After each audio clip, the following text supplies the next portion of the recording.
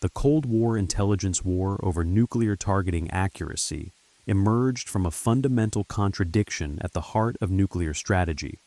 because the credibility of deterrence depended on the assumption of precise knowledge, while the reality of intelligence collection was defined by uncertainty, distortion, and systemic error. And from the late 1940s onward, both the United States and the Soviet Union constructed first strike and counterforce assumptions on data that was incomplete, outdated, or fundamentally misinterpreted, creating a strategic environment in which confidence often outpaced accuracy, and this gap between belief and reality-shaped doctrine, force structure, and crisis behavior throughout the Cold War. Even as neither side could fully acknowledge the fragility of the informational foundations on which its nuclear planning rested. And the origins of this problem lay in the transition from conventional war planning to nuclear targeting, because unlike conventional forces, nuclear weapons require detailed intelligence about hardened, dispersed, and often concealed targets whose destruction was assumed to be decisive, and early planners treated this requirement as a technical challenge rather than an epistemic one, believing that improvements in reconnaissance, signals intelligence, and analysis would converge toward near-perfect knowledge, an assumption reinforced by wartime experience against industrialized adversaries, where target systems were visible, centralized, and mapped. And yet the post-war Soviet Union presented a radically different problem, because its strategic forces, industrial base, and command infrastructure were designed under conditions of secrecy and denial, deliberately obscuring locations, functions, and redundancies. And this design collided with Western intelligence methods that relied heavily on extrapolation, inference, and worst-case estimation,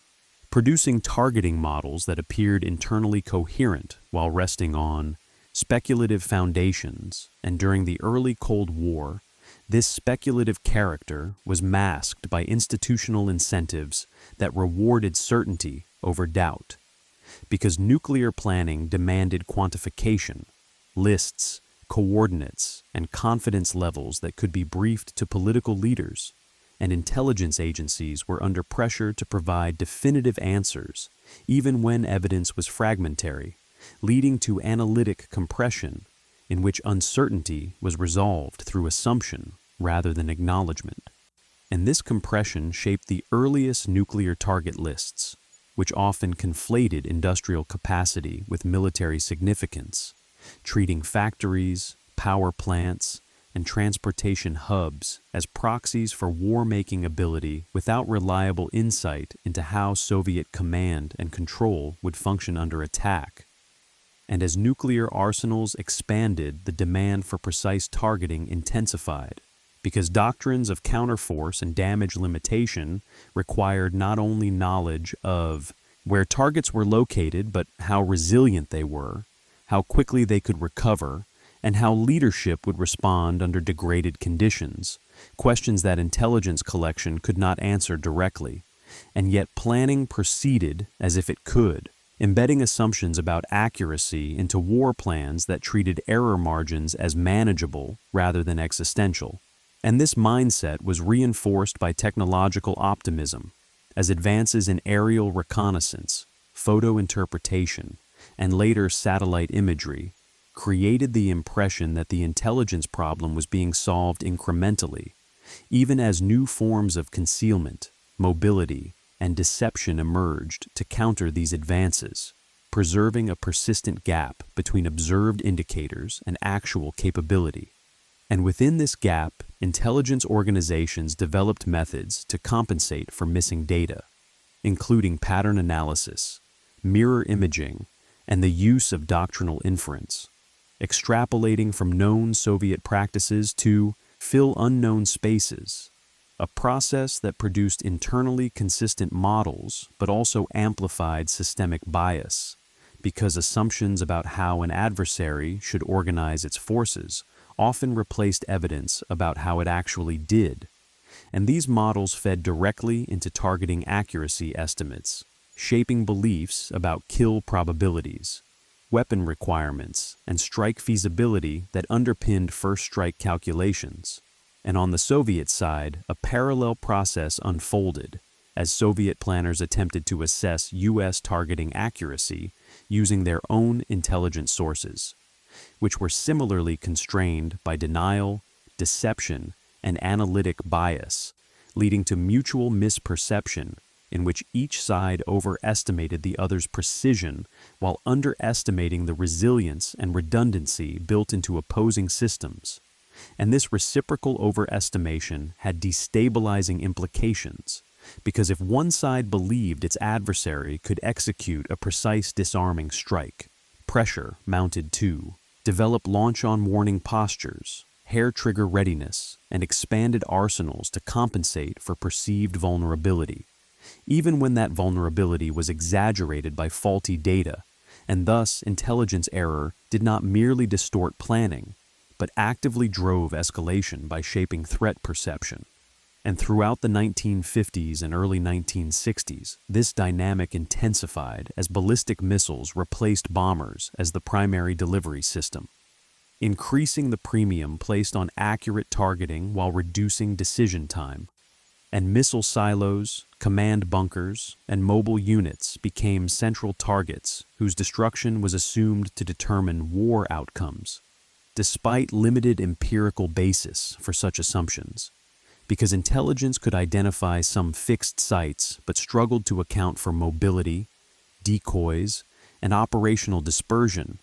and yet targeting models treated these uncertainties as solvable through quantity, assigning multiple warheads to single targets to compensate for inaccuracy, a solution that increased destructive capacity without improving underlying knowledge. And this approach institutionalized a feedback loop in which uncertainty drove force expansion rather than analytic humility. And as doctrines matured, the belief that first strike accuracy was improving became self-reinforcing, because each new system was justified as a response to adversary capability inferred from the same flawed data, creating a strategic environment where confidence in accuracy was asserted even as the intelligence foundation remained unstable. And this instability rarely surfaced in public discourse, because acknowledging the extent of uncertainty would have undermined the logic of deterrence itself, leaving policymakers dependent on intelligence assessments that projected precision while concealing doubt.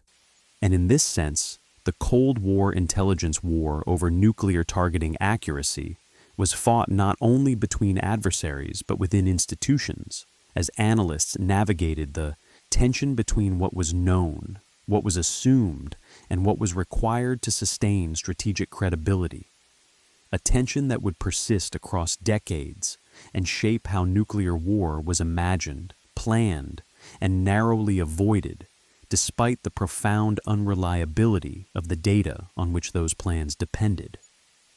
As nuclear arsenals expanded through the 1960s, the intelligence war over targeting accuracy became increasingly abstracted from observable reality, because the scale and complexity of strategic forces outpaced the capacity of intelligence systems to verify assumptions empirically. And this imbalance reinforced a reliance on models, simulations, and probabilistic reasoning that substituted mathematical coherence for evidentiary certainty, allowing planners to express confidence in first strike assumptions, even as direct knowledge of adversary systems remained fragmentary. And within this environment, intelligence assessments increasingly reflected institutional consensus rather than contested inquiry, because once targeting models were embedded in war plans, they acquired bureaucratic inertia, shaping budgetary priorities, force deployment, and doctrinal language in ways that discouraged fundamental reassessment. And this inertia was particularly evident in how error margins were treated, as uncertainty was often reframed as manageable risk rather than as a challenge to underlying assumptions, enabling planners to argue that sufficient redundancy could compensate for imperfect intelligence. And this logic justified the multiplication of warheads and delivery systems without resolving the epistemic gap at the heart of targeting accuracy. And on both sides of the Cold War, this process produced a paradoxical escalation dynamic, because each improvement in perceived accuracy by one side generated countermeasures by the other, including dispersal, hardening, mobility, and deception, which in turn degraded actual accuracy while reinforcing the belief that further technical refinement was necessary. And this cycle ensured that intelligence error persisted, even as resources devoted to overcoming it increased. And the introduction of satellite reconnaissance intensified this dynamic, rather than resolving it. Because while imagery provided unprecedented coverage, it also created a false sense of completeness, as static images were interpreted as comprehensive representations of adversary capability despite their inability to capture operational readiness, command resilience, or real-time dispersal, and analysts compensated by layering inference onto imagery, extrapolating from construction patterns, facility layouts, and known doctrines to estimate capabilities that could not be observed directly, a process that again substituted assumption for verification. And these estimates fed directly into calculations of targeting accuracy, influencing beliefs about how many warheads were required to neutralize a given target set, and how quickly adversary response could be degraded.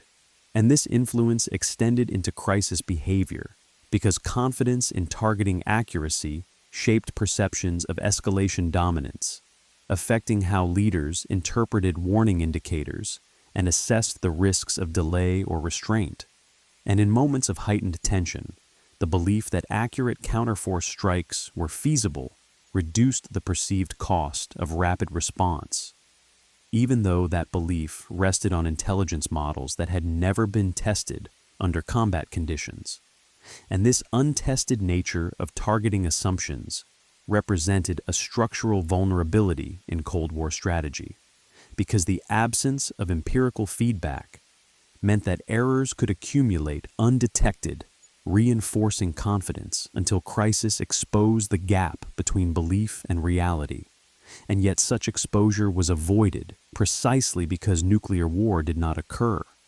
allowing flawed assumptions to persist unchallenged. And within intelligence organizations, this persistence created an environment where dissenting analysis was difficult to sustain, because questioning targeting accuracy risked undermining doctrines that had become central to national security planning. And as a result, alternative interpretations that emphasized uncertainty, survivability, and resilience were often marginalized or reframed as minority views, even when evidence suggested that adversary systems were more robust and adaptive than targeting models assumed. And this marginalization reinforced a strategic culture that equated technological advancement with informational mastery, conflating improved delivery accuracy with improved intelligence accuracy, despite the distinct challenges involved. And as doctrines evolved toward counterforce and damage limitation, the gap between assumed and actual knowledge widened, because these doctrines demanded a level of precision that intelligence could not realistically provide. Yet planning continued as if that precision were attainable, embedding a form of strategic optimism that masked the fragility of first-strike assumptions. And this optimism was sustained by institutional incentives that rewarded confident projection over explicit acknowledgement of ignorance, ensuring that intelligence assessments supported the continued expansion of nuclear forces rather than constraining them. And in this way, the intelligence war over targeting accuracy became a self-reinforcing system, in which bad data did not merely misinform strategy, but actively structured it, shaping first-strike assumptions that were internally coherent, yet detached from the uncertain reality they purported to describe. As Cold War nuclear planning matured into the 1970s, the intelligence war over targeting accuracy increasingly confronted a contradiction that planners could not resolve without undermining their own strategic logic, because while advances in delivery systems promised greater precision, the intelligence required to exploit that precision remained elusive, fragmented, and subject to deception, and this mismatch forced intelligence assessments to bridge the gap through abstraction, treating adversary systems as stable target sets rather than adaptive organizations capable of responding dynamically to threat.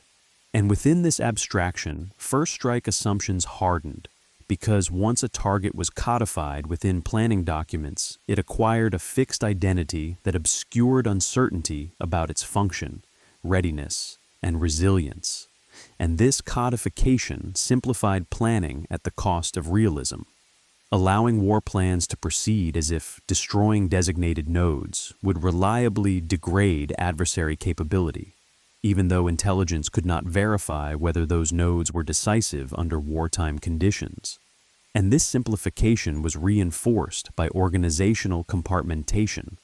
as intelligence collectors, analysts, and planners operated within separate institutional silos, reducing feedback between those who understood data limitations and those who relied on outputs to construct targeting models. And this separation allowed optimistic assumptions to persist unchallenged, because doubts raised at the analytic level were often diluted or lost as assessments moved upward through bureaucratic layers, emerging as quantified confidence statements divorced from their original caveats. And these statements shaped first strike planning by projecting an illusion of precision that masked underlying uncertainty. And on the Soviet side, a similar process unfolded, as intelligence assessments of U.S. targeting accuracy were shaped by doctrinal expectations and mirror imaging, leading Soviet planners to assume that American intelligence was more precise and comprehensive than it actually was, an assumption that intensified their own emphasis on survivability, dispersal, and rapid response, thereby degrading actual targeting accuracy while reinforcing the belief that such accuracy existed. And this reciprocal misperception created a strategic environment in which both sides prepared for a level of adversary competence that neither could reliably achieve. And this preparation drove force expansion and doctrinal rigidity, because planners responded to perceived vulnerability by multiplying options rather than questioning assumptions. And this multiplication increased complexity beyond what intelligence systems could track effectively, further widening the gap between belief and reality. And within this widening gap, intelligence error acquired structural significance because it shaped not only planning, but also arms control debates, as negotiations over limitations and verification were informed by the same flawed assumptions about accuracy and vulnerability, leading both sides to argue for constraints that addressed perceived threats rather than actual capabilities.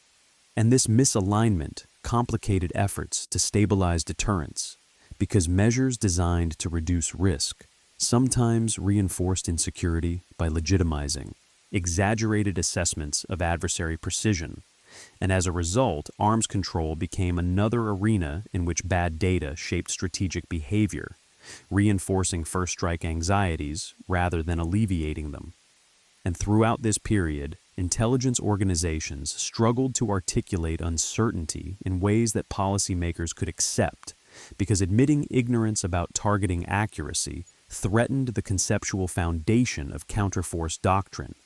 and thus uncertainty was often reframed as a margin to be managed rather than a condition to be acknowledged, preserving the appearance of control while leaving the underlying problem unresolved. And this reframing had operational consequences, because it encouraged planners to believe that sufficient investment could overcome informational limits, even as evidence suggested that adversary adaptation would always outpace collection. And this belief sustained a cycle of technological escalation that treated intelligence deficiency as a temporary obstacle rather than a permanent feature of nuclear rivalry. And in this sense, the intelligence war over targeting accuracy was not a contest that could be won, but a condition that structured Cold War strategy by shaping how risk was perceived and managed. And by the late Cold War, this condition had become normalized, with first strike assumptions embedded so deeply that they were rarely questioned explicitly, even as both sides recognized implicitly that actual war would unfold in ways no model could predict. And this normalization illustrates how bad data, once institutionalized, can acquire strategic power, shaping behavior not through accuracy, but through belief, and reinforcing doctrines whose credibility depended less on empirical validation than on mutual acceptance of a shared illusion of precision. As the Cold War entered its final decade, the intelligence war over nuclear targeting accuracy persisted not because it had been resolved, but because its assumptions had become structurally indispensable to strategic stability as it was understood by both sides. And this indispensability created a paradox in which acknowledging the limits of intelligence risked destabilizing deterrence more than maintaining confidence in flawed models, leading policymakers and planners to tolerate uncertainty so long as it remained bounded within familiar frameworks. And within these frameworks, targeting accuracy continued to be treated as an attainable objective rather than a contingent estimate, even as the increasing mobility, concealment, and redundancy of nuclear forces made precise targeting less verifiable than ever.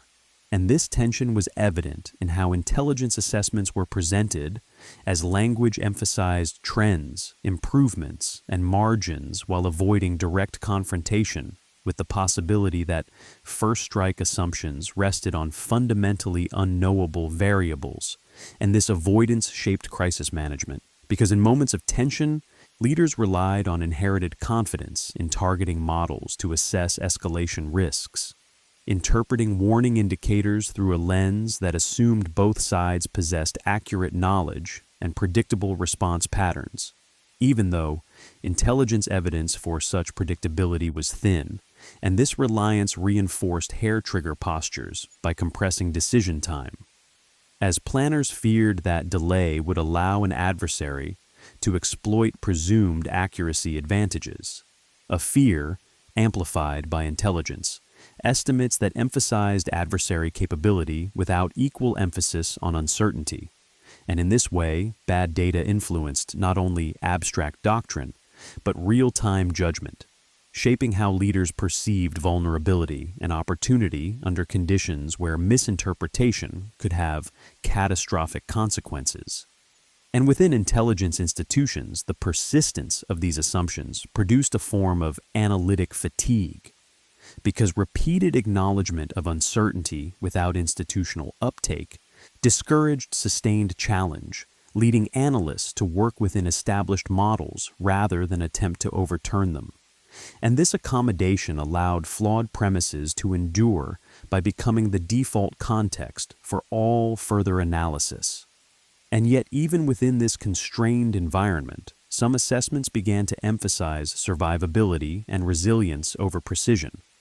reflecting a gradual recognition that the destruction of designated targets might not yield the decisive effects assumed by earlier planning.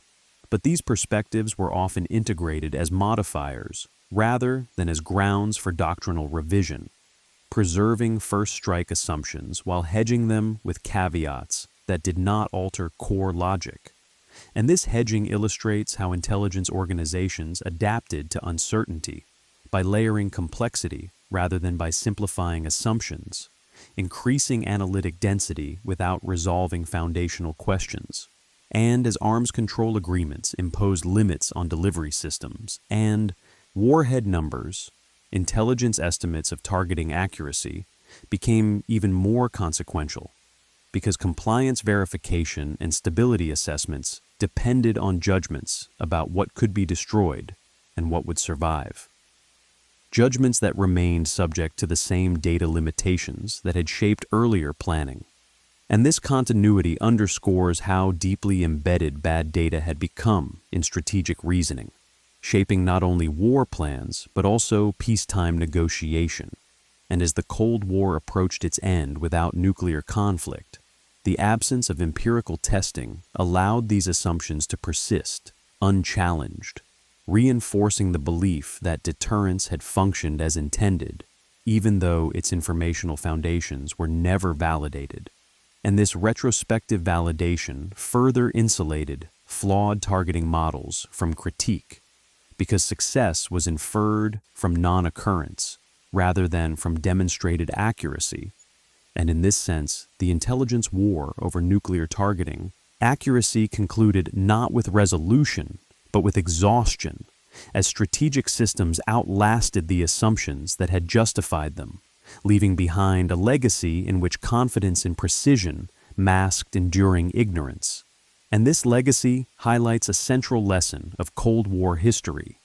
that strategic stability was maintained not by accurate knowledge, but by shared belief in the manageability of uncertainty, a belief sustained by intelligence practices that projected precision while containing doubt, shaping first-strike assumptions that were never tested,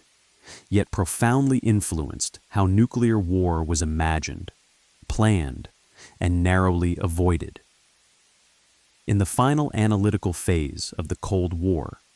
the intelligence war over nuclear targeting accuracy revealed itself less as a solvable technical problem than as a structural feature of nuclear rivalry, because by this stage, both sides had internalized the reality that perfect knowledge was unattainable while simultaneously recognizing that openly admitting this limitation would undermine the strategic frameworks on which deterrence rested. And this mutual recognition produced a form of managed ambiguity in which intelligence institutions continued to refine estimates, improve collection systems, and update targeting models while implicitly accepting that decisive certainty would remain out of reach. And within this environment, bad data did not disappear, but was absorbed into planning as an assumed condition, shaping how margins were calculated and how redundancy was justified without prompting fundamental reconsideration of first-strike logic. And this absorption altered the role of intelligence from a provider of truth to a manager of confidence, tasked with supplying enough apparent precision to sustain strategic coherence while containing doubt within acceptable bounds. And this role was evident in how assessments were framed for senior decision-makers, emphasizing comparative advantage, trends, and technical progress, while relegating uncertainty to annexes and caveats that did not disrupt core conclusions. And this framing preserved continuity in doctrine even as the informational foundations remained fragile, and as nuclear forces became increasingly survivable through mobility, concealment, and decentralization. The gap between assumed and actual targeting effectiveness widened further, because intelligence could identify capabilities in aggregate but not guarantee destruction in detail. Yet planning continued to treat accuracy as a central variable, reinforcing the paradox that more survivable systems produced more elaborate targeting assumptions rather than less reliance on them. And this paradox sustained the illusion that escalation could be controlled through precision, even as precision itself was a function of assumptions rather than verified knowledge. And in this sense, intelligence error became normalized as background noise rather than recognized as a destabilizing factor, and this normalization shaped how crises were interpreted, because warning indicators were filtered through models that assumed rational behavior based on accurate mutual understanding, reducing sensitivity to the possibility that adversary decisions might be driven by misperception, fear,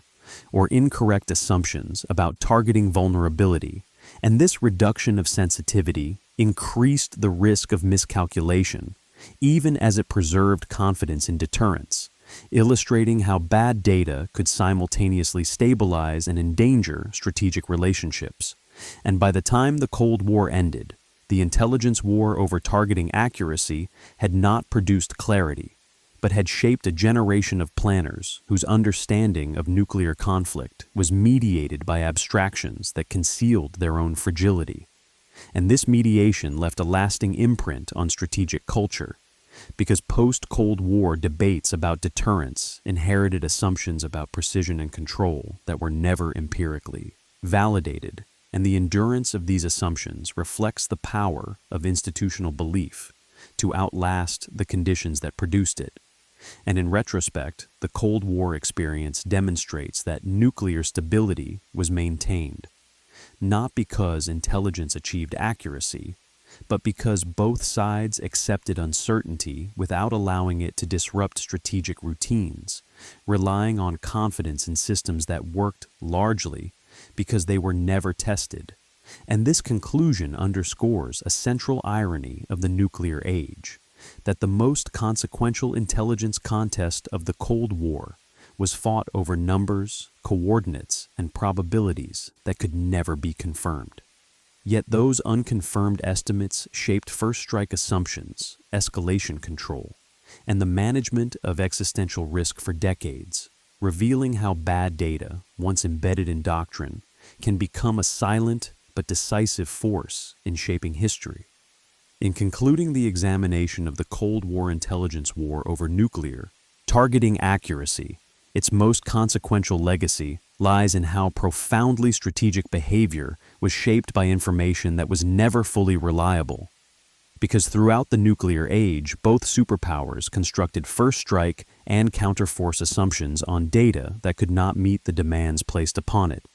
yet was treated as sufficiently precise to justify doctrines of escalation control, damage limitation, and deterrence stability. And this treatment transformed uncertainty into an operational constant rather than a recognized vulnerability, allowing intelligence institutions to function as arbiters of confidence rather than verifiers of truth. And in doing so, they sustained strategic systems whose credibility depended less on accuracy than on mutual belief in the coherence of planning. And this belief structured everything from force development and alert postures to arms control negotiations and crisis interpretation,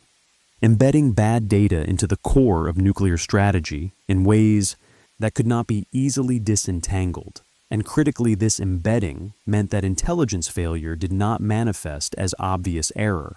because the absence of nuclear war was interpreted as validation rather than as a lack of testing, insulating flawed assumptions from correction, and reinforcing the illusion that targeting accuracy had improved sufficiently to make first strike calculations meaningful, even as intelligence professionals privately understood the limits of their knowledge. And this disconnect between private doubt and public confidence defined the intelligence war over accuracy, shaping how uncertainty was managed rather than eliminated. And by the end of the Cold War, this management had become routine, with planners, analysts, and political leaders operating within inherited frameworks that projected precision while containing ambiguity, ensuring continuity at the cost of realism. And from a historical perspective, this outcome reveals that the most dangerous aspect of bad data was not that it misled decision-makers episodically, but that it structured entire systems of thought, narrowing the range of acceptable assumptions and discouraging fundamental challenge. And in this sense, the intelligence war over nuclear targeting accuracy was not a contest that produced winners or losers, but a condition that shaped Cold War behavior by defining what could be imagined as possible, controllable, or survivable. And the endurance of this condition underscores a sobering lesson that in the nuclear age, strategic stability rested not on accurate knowledge of adversary vulnerability, but on the disciplined maintenance of belief in models that neither side could verify. A belief that allowed deterrence to function while concealing how fragile its informational foundations truly were. And by tracing how bad data shaped first strike assumptions across decades, one can see how the Cold War was managed through confidence in abstraction rather than mastery of reality, leaving behind a legacy in which the avoidance of catastrophe owed as much to restraint and luck as to intelligence precision. and where the most consequential intelligence struggle was fought not over secrets uncovered, but over uncertainties that could never be resolved, yet nonetheless governed the most powerful weapons ever built.